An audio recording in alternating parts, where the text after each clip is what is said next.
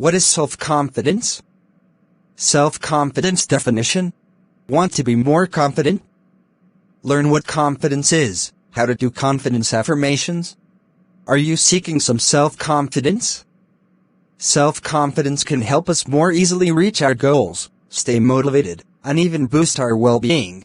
In this article, we'll define self-confidence, help you understand your current level of self-confidence, clarify the difference between self-confidence and self-esteem, and help you build your self-confidence. Plus, you will discover some upsides of low self-confidence and a few self-confidence quotes. Before we dive in, we thought you might want some well-being boosting freebies. If you're seeking greater well-being, get your free personalized report when you take our well-being quiz. Self-confidence is kind of a murky thing to define. In many ways, self-confidence overlaps with self-esteem, which can be defined as your evaluation of yourself, specifically, how much you like, approve of, or value yourself.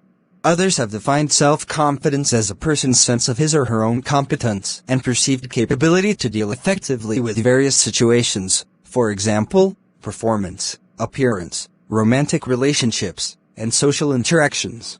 Broadly speaking, self-confidence can be thought of as the way in which we think about our abilities.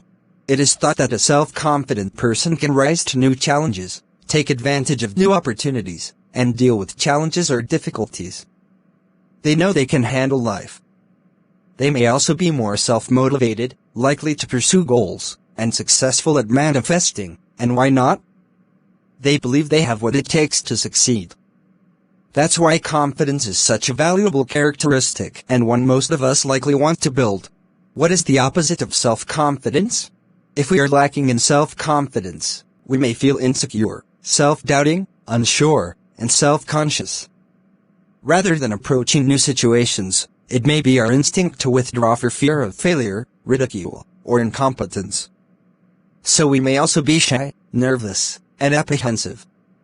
On a more positive note, if we are lacking confidence, we are also unlikely to be arrogant, egotistical, or assuming. So low confidence, just like high confidence, is associated with many positive qualities. Self-confidence versus self-esteem. Although self-confidence can overlap with self-esteem, it doesn't always. You probably know someone who has a long list of abilities and achievements, but still feels badly about themselves. That's because self-confidence, or having positive thoughts about our abilities, may be easier to build than self-esteem, which is how we fundamentally view ourselves.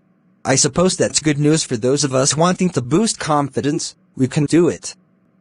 But it's important to keep an eye on the reasons why we want to achieve our goals. If we're winning prizes, friends, and amassing other successes to try to convince ourselves that we are indeed good enough, we're still not likely to feel very good. So even though the technical definition of confidence may be more about our abilities than our self-views, my hunch is that you arrived at this article because you want to feel better about yourself, not just your abilities but your whole self. So for the remainder of this article, I'm going to blur the lines a bit between self-esteem and self-confidence. How to build self-confidence. Self-confidence grows in a kind of spiral pattern. Successful experiences lead to self-confidence. Self-confidence leads to more successful experiences, and so on. If we can get ourselves into this positive feedback loop, we can start growing our self-confidence one experience at a time. Here's a little guide to help with this. An action plan to improve self-confidence. 1. Set a small, easy, totally doable goal. What is doable for me may be totally different than what is doable for you.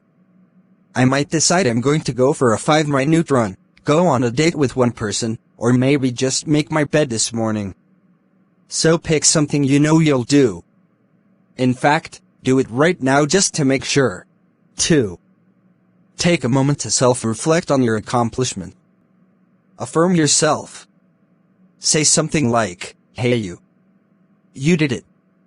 Now I know you can do the next thing you want to do." 3. Set a slightly harder goal. Don't attempt to do too much too fast.